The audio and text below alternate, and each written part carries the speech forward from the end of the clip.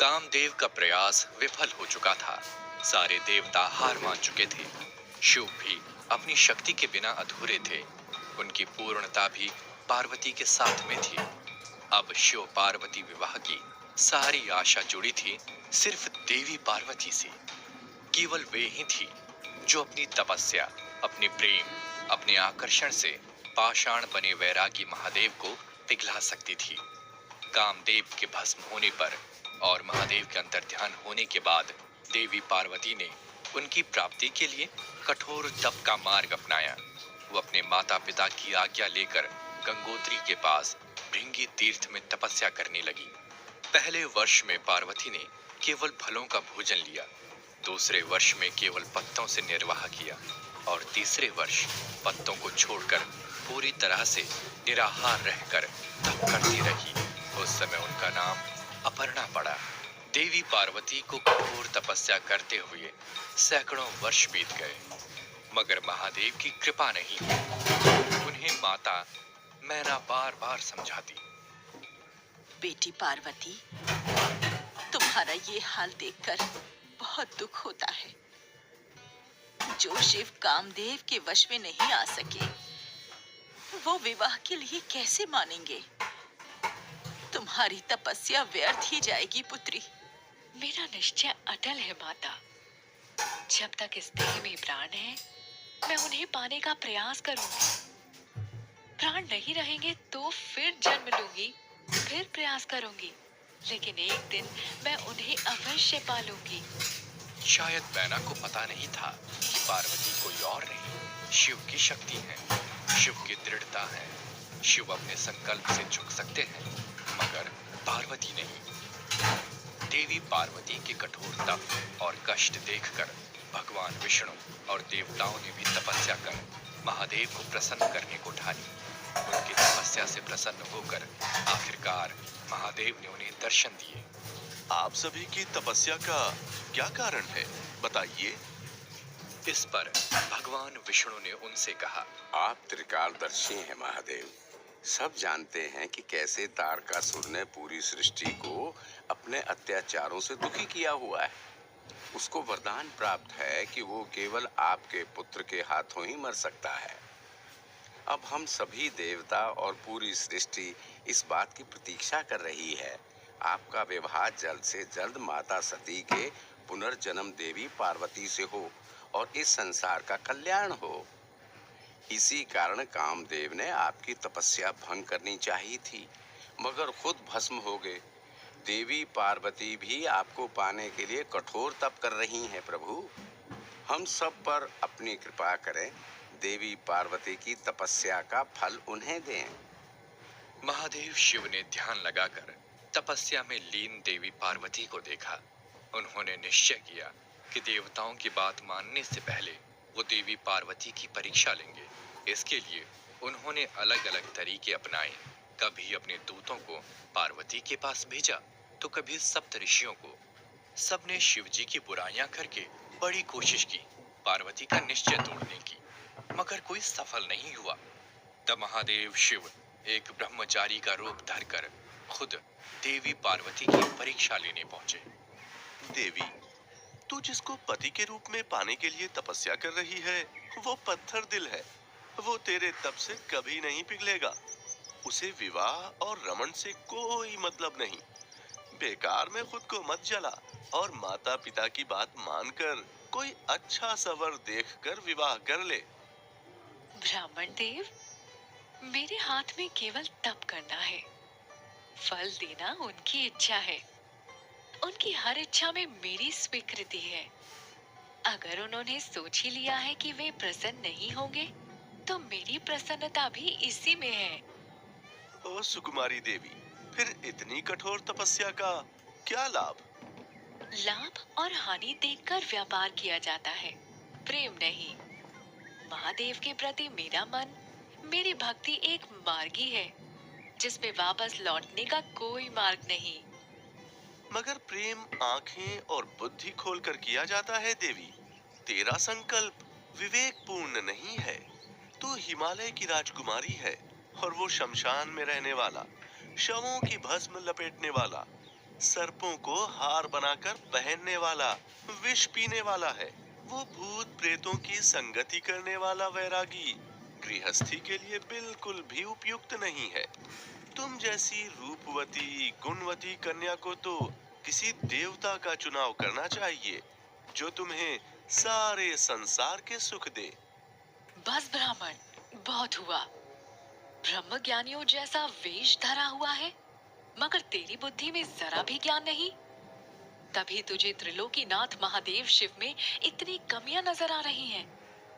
वैसे तो तेरे जैसे शिव निंदक के लिए मृत्यु दंड ही बनता है, लेकिन मुझे डर है कहीं ब्रह्म हत्या के पाप से मेरा तप भंग न हो जाए, इसलिए तुझे क्षमा करती हूँ। अब चला जा यहाँ से और जाकर थोड़ी तपस्या कर, ताकि तुझे भी सदा शिव के मूल रूप का कुछ ज्ञान मिले और तेरे पाप नष्ट हों। महादेव पार्वती का रौद्र रूप देखकर मन ही मन बड़े प्रसन्न हो रहे थे। उनके मन में पार्वती की ओर सहज आकर्षण उत्पन्न हो गया। वो पहचान गए कि वो कोई और नहीं, उन्हीं की शक्ति शिवा हैं, सती हैं, जो पुनर्जन्म लेकर उन्हें वापस पाने आई हैं। आखिरकार महादेव शिव देवी पार्वती की अखंड तपस्या से प्रसन्न हुए और उनके साथ विवाह करना स्वीकार कर लिया। शिवजी से विवाह की सहमति मिलने के बाद देवताओं में खुशी की लहर दौड़ गई। वहीं दूसरी ओर शिवजी के गण और उनके साथ शमशान में रहने वाले भूत प्रेत, बेताल, डाकिनी आदि भी खुशी से नाचने लगे। उनकी खोई हुई माता सती पार्वती का रूप लेकर वापस लौट रही थी। कैलाश में उत्सव का माहौल बन गया था। हर जगह नृत्य और संगीत होने लगा। महादेव के सभी गण तो उत्साहित थे। देवताओं के साथ साथ वो सभी भी शिवजी के विवाह में बाराती बन चलने की तैयारी करने लगे। गिरिराज हिमालय के घर में भी पूरे उत्साह से शिव पार्वती के विवाह की तैयारी शुरू हो गई थी। सप्त ऋषियों और देवताओं ने महादेव की ओर से तैयारियों की बागडोर संभाली, लेकिन अब समस्या ये थी कि अनादि शिव के परिवार में कोई नहीं था, न माता, न पिता, न भाई, न बंधु। और रस्मों के अनुसार वधू का हाथ मांगने वाले वर्ग को अपने परिवार के साथ ही आना था, इसलिए उनकी ओर से ये रस्म खुद भगवान विष्णु जी ने निभाई। गिरिराज ने भी अपने पुरोहितों को बुलाकर लग्न पत्रिका लिखवाई और अनेक सुंदर उपहारों के साथ शिवजी के पास भिजवाई। दोनों ओर से विवाह की ऐसी तैयारियां हो रही थी कि पूरी सृष्टि में उत्सव छा गया था। आकाश पानी की जगह आनंद की वर्षा कर रहा था। पृथ्वी अपने सारे दुख भूलकर नृत्य कर रही थी। और आखिरकार वो दिन आया जब कैलाश से महादेव की बारात चली। वैसे तो बारात चलने के दृश्य बड़े मनोहारी होते हैं, मगर वो बारात देखकर सबकी आत्मा कांप उठी। बारात में बेहद बीभत्स विकराल रूप वाले शिवगण, डाकिनियां, भूत प्रेत, चुड़ैल आदि नाचते गाते चित्कार करते चल रहे थे। बारात के दूल्हे महादेव को भी इस बात का कोई ज्ञान न था कि विवाह के लिए कैसे तैयार हुआ जाता है। उनके साथियों ने उनके शरीर पर शवों की भस्म लगा दी और हड्डियों, नर मुंडों की माला पहना दी। जब ऐसे डरावने अघोरी रूप वाले दूल्हे की बारात देवी पार्वती के घर पहुंची, वो भी चीखते चिल्लाते भूत प्रेतों के साथ, तो वहां भारी अफरा तफरी मच गई। सब सजे धजे लोग डर से भाग खड़े हुए। मंगल आरती की थाल लिए खड़ी महिलाओं के हाथ से थाल छूट गई और वो चीखते हुए घर के अंदर भाग गईं। ऐसी बारात देखकर देवी पार्वती के माता पिता के भी होश उड़ गए और माता मैना तो बेहोश होकर गिर पड़ी। जब उन्हें होश आया तो वो रोने लगी। क्या इसी दिन के लिए इतनी तपस्या कर बेटी को जन्मा था कि वो ऐसे अघोरी के साथ ब्याह दी जाए? मैं अपनी फूल सी सुकुमारी बेटी का भविष्य यूं बर्बाद नहीं होने दूंगी। इस अघोरी के साथ पार्वती का विवाह नहीं करूंगी, चाहे इसके लिए मुझे अपने प्राण ही क्यों न देने पड़े। माता के मुंह से ऐसे वचन सुनकर पार्वती घबरा गईं। ऐसा ना कहो माँ, ये जरूर महादेव का कोई स्वांग है। उन जैसा रूपवान तो संसार में कोई दूसरा नहीं। मेरा भविष्य सुरक्षित है माँ, आप चिंता मत करो, सब सही होगा। विवाह की परिस्थितियों को बिगड़ता देख देवी पार्वती ने महादेव से अनुरोध किया। यह लीला छोड़े महादेव, सब डर रहे हैं। अघोरी वेश बदलकर मंगलकारी सौम्य रूप धारण कर ले और उसी तरह बारात लाए जैसे सामान्य बारातें होती हैं। मैं तो बस तुम्हारे परिवार को दिखाना चाहता था कि वे किसके साथ अपनी पुत्री का विवाह कर रहे हैं। उन्हें अपने निर्णय पर पुनर्विचार करने का एक और मौका देना चाहता था। मगर मैं तुम्हारी इच्छा का मान रखता हूँ। जैसा तुम कहोगी वैसा ही होगा।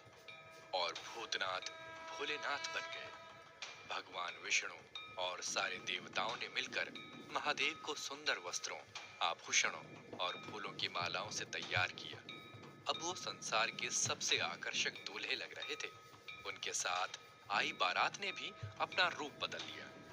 जब भोलेनाथ पूरी तरह से तैयार होकर सभी के सामने आए तो उनका रूप सौंदर्य देखकर सबकी आंखें चौंधिया गई। सभी उनके रूप और व्यक्तित्व का गुणगान करने लगे। उन्हें देखकर मैना और हिमालय राज का भी डर समाप्त हुआ। वो इस विवाह के लिए खुशी खुशी तैयार हो गए। शिव और पार्वती के मंगल विवाह की रस्में शुभ मुहूर्त पर आरंभ हो गई, जिसके साक्षी करोड़ों देवी देवता, ब्रह्मा, विष्णु सभी बन रहे थे। ढोल शहनाइयां बज रही थी, मंगल गीत गाए जा रहे थे, फूलों की वर्षा हो रही थी।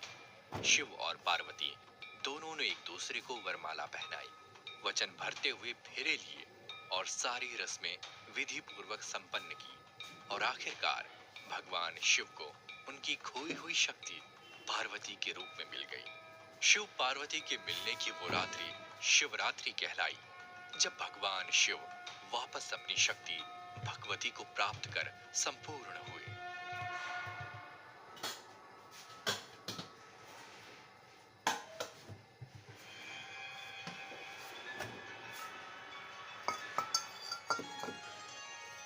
विवाह के बाद देवी पार्वती और भगवान शिव कैलाश पर आनंद से रहने लगे।